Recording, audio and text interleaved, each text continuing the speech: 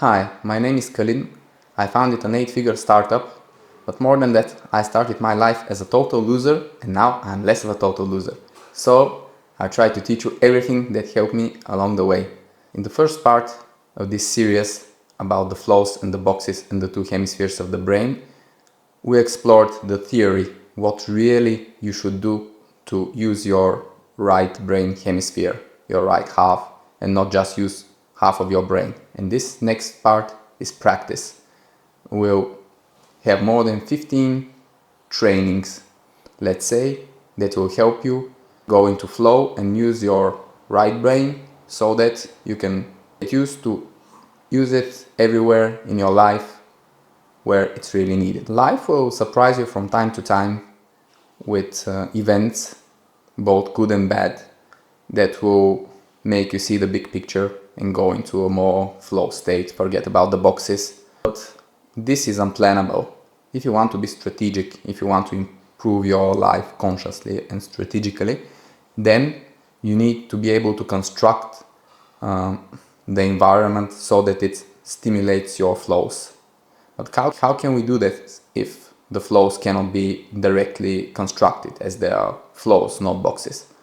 Well, there's one way that we call unpopular forests, and this is where you go into a box, something plannable, but there are only flows there. When you go to do sports, when you go out to dance, when you do other healthy stuff. The unpopular forest is devising your own experience of this kind.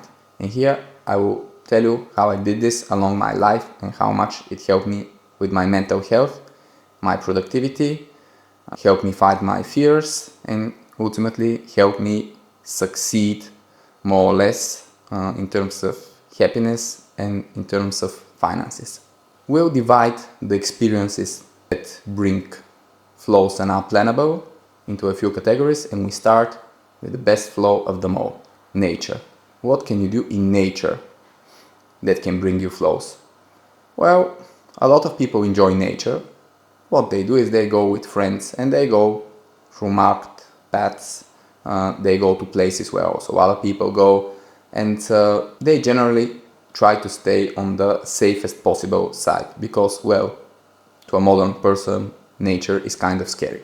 But if you have somewhere you live, supposedly in a temperate climate, a forest which doesn't have any dangerous animals or even worse, humans, then you can try getting lost into the forest, of course, remembering about safety, but getting off the paths where all people use gets you into a different mode of your brain. You can always plan getting lost, but you cannot plan the getting back to civilization part. This one is always different, always interesting, and always a flow experience because there are no paths and you have infinite possible ways to find a path again. A very good thing about nature is that it's very fluid and your difficulty level, so to say, is very adjustable. So that first you can do a small shortcut between two paths in the forest, and you will see, does this make you anxious because you have no guardrails, no framework to support you, no boxes. And if you are managing well your anxiety, you can try more path into the uncharted forest and more, and you can always adjust in real time. If you feel that you went into some danger, you can always try to go back. You have a lot of freedom in your options because they are not constrained by the boxes that humans create. So nature is an amazing ecosystem to really develop your flow feelings, to develop the ability to use your right half of the brain. And the easiest way to do this is just to get lost in a forest for a bit. You can do it alone, but it's even better to do it in a small group of friends, 2 or 3 people, just having fun in a forest. You would think that for anxious people, getting lost in a forest will be a near traumatic, but it shouldn't be the case unless they are so anxious that they are prone to panic attacks or some kinds of escalation of the anxiety. Otherwise, what will happen is they would not want to stay lost in the forest forever.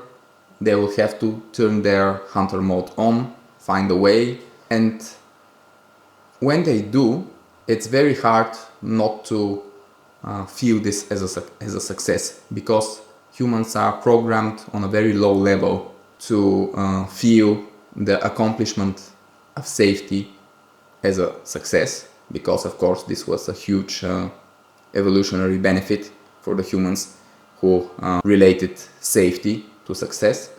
So in the forest you're actually pretty safe, but there is perceived danger because it's an unknown experience, very much out of the comfort zone of most people. So what happens is they think they are in danger much more than they actually are. Because what can happen in a forest? Well, you eventually find some path and it will bring you back to civilization. It's not that scary. Of course, paths follow a path for a reason, so going around without pets increases the chance that you would sprain your ankle. But it's not something fatal. You will get your cell phone, you will call someone for help, you will call the emergency, and eventually someone will come and help you back to civilization, even if you cannot walk. But this is still a very small chance of this happening, because a lot of people who sprain their ankles or have some other type of injury usually do it when they're not paying any attention. You can be on the most even meadow surrounded by a ton of people in a camp and you step into a hole and sprain your ankle. This is actually how most of my friends who have ever sprained their ankle did it. While where you are concentrated and fighting your way through bushes and shrubs and very difficult terrain, it's less likely that you actually injure yourself. Of course, you should be careful with getting onto cliffs and stuff, so do this with forests that don't have really dangerous terrain inside, like really steep cliffs at the sides of the forest, or really steep river dales. But generally, just using common sense, you should be able to have a safe way around any normal forest. So once you find civilization again, you feel a very primitive and very strong feeling of success, because you had perceived danger, then you had safety. And the feeling of success combined with the feeling of flow, because you didn't follow any boxes to find this success, is a very strong signal you're sending inside that you're capable of anything, that nothing can stop you. And of course, this is always the signal that you want to send to yourself in the game of self, that you are never in your own way. You can do anything that is theoretically possible. So, getting lost in a forest doesn't seem hardcore enough for you? Okay, here's the version for pros. It's called straight line hiking. You go up a mountain with a forest, and then you just point your gaze down to the city or civilization or parking or whatever you started, and you start walking in an absolutely straight beeline towards this place, disregarding any obstacles, as long as of course there are no life-threatening obstacles like cliffs and big bodies of water. So, disregarding all paths, all forests, even the densest ones, all shrubs, and all the slopes, because the paths, they follow a certain path that is trying to be optimal regarding to slope, so you don't like get up and down all the time in a mountain, crossing valleys and such. But when you do it in a straight line, you will figure out that when going down the mountain, half the time you're going up or going through crazy side slopes, really steep ones. And this is not really physically easy, but it's extremely mentally rewarding, because again you're sending yourself the signal that nothing can stop you. If you do this for like 2 hours and pass through forest, shrubs, swamps and everything that's in your way, as long as it's not life-threatening or just way too uncomfortable, you can simply feel like you have superpowers at the end of this, because after defeating 500 bushes in a row, you feel like you can do anything. I recommend doing this downwards, down some mountain, and not upwards, because upwards would be very physically exhausting, and you're not trying to make it physically exhausting, you're trying to make it fun. Of course, if you want to exhaust yourself physically, you can try doing it upwards, but it's gonna be very tough for your body. Downwards is more of a fun thing, and more of a mental training thing. So how tough can you be and not sway from the beeline that you chose? This is of course for pros, let's say, people who have already familiarized themselves with tough terrain in mountains, in forests, and you encounter very tough terrain. You encounter a lot of places where there are trees fallen and a lot of bushes around them, and it's very hard to get either below or above the tree. Every time I try to do this, I always get into some area with a lot of fallen trees, which are the hardest areas to pass in this way. But of course, if it seems impossible, you just abandon the beeline for a while. But while it seems remotely possible, you try and give your best. And this is an amazing training mentally to send you the signals. And it's also a very flow experience. Your line is straight, but what nature throws in your way is not under your control. So it's a lot about flow and giving up control. Of course, always remember in these experiences, safety first. Then there's another one. I call it snowy slope sliding. But unlike all normal people who use skis, snowboards, or some other devices, I don't use any device. I only use my clothes, a raincoat. So how does this work? If you have a ski slope somewhere around where people go to ski, there's usually a moment where you can go up and the slope is groomed perfectly, but there's still no skiers because the lift is still not on, or for some other reason, or there may be a break between nighttime and daytime skiing where they groom the slope again. It's in the ski slope next to my hometown of Sofia. But generally, if you have some ski slope around, and of course if you can see your path and there's enough room to stop and everything is safe, and you have tried it in small batches before you try the big one, you can just try sliding down with your raincoat. It's an amazing experience because you're lying on your stomach, or you can do it on your back, but on your stomach is more fun. And then you start sliding down, and you start sliding faster. You do like 30-40 kilometers an hour, but it's 40 kilometers an hour seems like 100 because your face is literally 5 centimeters above the snow. So the snow is like flying literally very, very fast below you. And so there are these beautiful patterns that the machines that groom the slopes leave. And so you slide down these patterns. This is an amazing experience. It's a lot about giving control because you're sliding down, you don't really know if there are gonna be harder ice patches where you're gonna be faster or slower. You're just sliding down, you're fast and then you're slow and then you're fast and then you're slow. You have no idea where you will be in the next 10 seconds, what your speed will be. You only know that it's safe, you cannot really hurt yourself. Unlike with a ski or snowboard, you cannot fall because you're already lying down.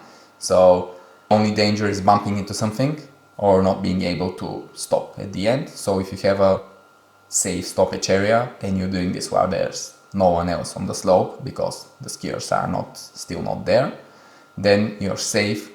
And it's an amazing experience to just let the Earth, planet Earth, slide beneath you.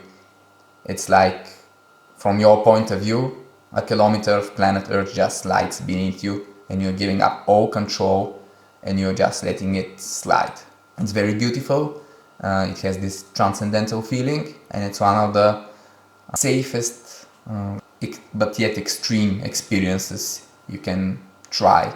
And the good thing is you don't need any gear, you don't need a lot of preparation.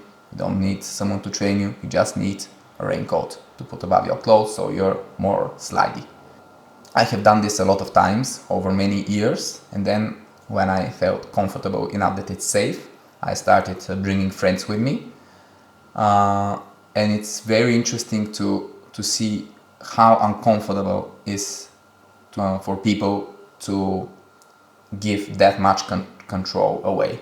Because even at the beginning, where we do a little bit of small ones for them to get confident until they do the biggest one, which is in the end, it's so interesting to see how people are scared, but they don't know what they're scared of. They cannot fall because they're already lying down.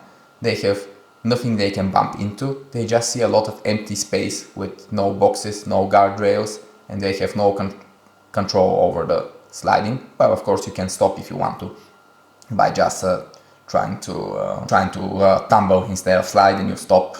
It's not that steep that you cannot stop by just tumbling.